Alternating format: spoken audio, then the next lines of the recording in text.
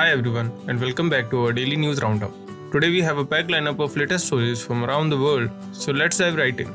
Starting off, in a significant development for the Israeli-Palestinian conflict, three European nations, Ireland, Norway and Spain, announced their formal recognition of the State of Palestine, scheduled to take effect on May 28th. This move has sparked a range of reactions and could yield substantial implications for the region. Israel responded by immediately recalling its ambassadors for the three countries in question. There is a sense of betrayal in Israel, particularly after the recent Hamas attacks that led to the Gaza war. However, the European nations have their own perspectives. Israeli Prime Minister compared this situation to their own historical fight for independence, suggesting recognition could lead to peace and reconciliation. Norway, a long-time participant in peace talks, emphasizes that Palestinians can't wait forever for statehood. Spain frames this as a step towards a just and morally consistent solution. While the Arab and Muslim world largely welcomes this move, most Western nations, including the US, remain hesitant. They advocate recognizing Palestine only after resolving core issues in the conflict. It's interesting to see if this European recognition will sway the global stance or provide a much-needed boost to moderate forces within Palestine. Moving on, we shift to Iran, where the country mourns the sudden death of President Ibrahim Raisi. His funeral in Tehran drew massive crowds, with Iran's Supreme Leader Ayatollah Ali Khamenei leading the prayers. Indian Vice President Jagdeep Dhankhar attended the memorial, reflecting India's solidarity with Iran during this period of grief. Raisi's passing is a significant event for India-Iran relations, particularly given his role in strengthening ties through agreements like the Chabahar port deal that offers crucial access to Afghanistan and Central Asia. Vice President Dhankhar met with Iran's acting President Mohammad Mokhbar to convey India's condolences and likely discuss the future of this partnership.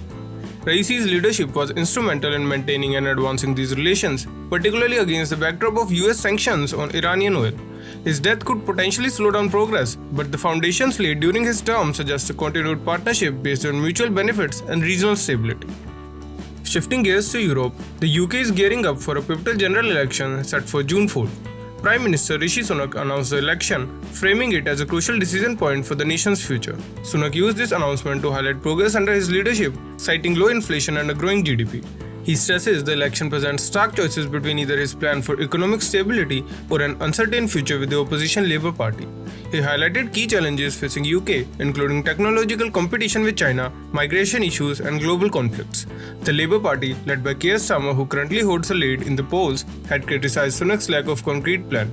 Starmer emphasizes need to change, drawing parallels to John Major's position in 1997 when he challenged a long-serving Conservative government.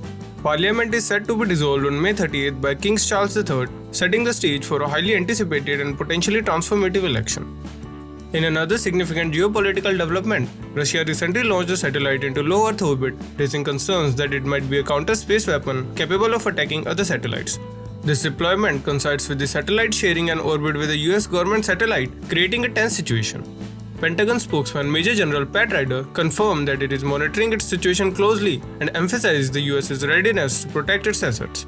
The Kremlin, however, has been tight-lipped about the deployment, with spokesman Dmitry Peskov reiterating Russia's adherence to international law and advocating for a ban on space weapons.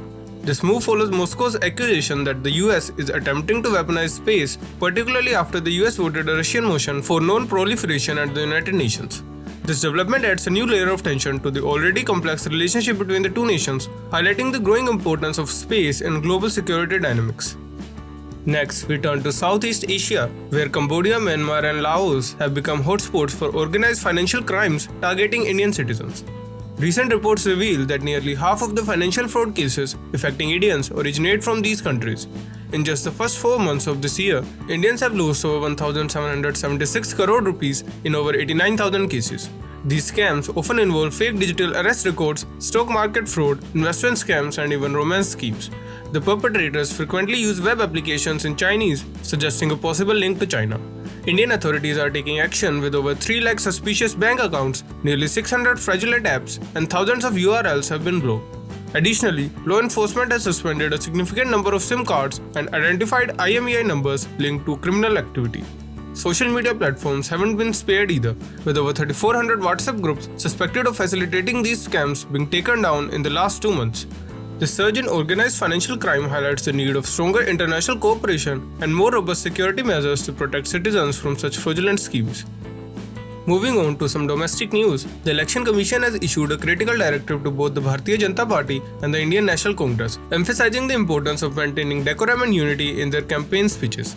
The EC has directed both parties to avoid campaign methods that exploit religious or communal sentiments. This directive comes in wake of several speeches that have stirred controversy for potentially dividing society. The directive specifically calls on Congress leaders to avoid making false statements, particularly concerning the potential abolition of Indian Constitution or the socio-economic composition of the armed forces. Both BJP President JP Nadda and Congress President Mallikarjun Kharge have been formally requested to ensure their utterances do not harm the socio-cultural fabric of the country. Interestingly, the EC issued notices for potential moral code of conduct violations, but avoided directly naming prominent figures like Narendra Modi or Rahul Gandhi. Nadda's response to the EC's notice has also come under scrutiny for not explicitly denying the involvement of star campaigners in such speeches and failing the assurance compliance with the EC's guidelines. In a significant judicial development, former Jharkhand Minister Hemant Soren has withdrawn his petition for interim bail from the Supreme Court. Soren, who was arrested in money laundering charges, had initially challenged the validity of his arrest and sought interim bail. However, the Supreme Court hinted that his approach was made with unclear hands, implying he concealed crucial facts. Justice Dipankar Datta highlighted the importance of transparency by presenting relevant dates that underscored the tough scrutiny of Soren's case. Senior advocate Kapil Sibal, representing Soren, faced intense questioning from the bench, which pointed out the crafty drafting of the petition.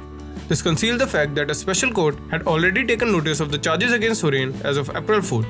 This event underscores the importance of honesty and full disclosure when seeking legal recourse in court.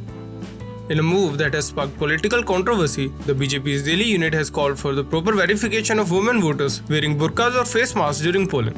This request, made to the Delhi Chief Electoral Officer, aims to prevent what they describe as rigging by anti-social elements. A delegation, including BJP MLAs, a state secretary, and a lawyer, emphasized the need for female officers to conduct these verifications, particularly in constituencies with a higher number of Burqa-Clad voters. This demand follows a recent incident where a BJP candidate in Hyderabad faced backlash for asking Muslim women voters to remove their burqas. The BJP's request has sparked a debate on voter verification processes and the balance between security and representing cultural practices. Now let's turn our attention to Karnataka, where a procurement error has caused a concerning mix-up.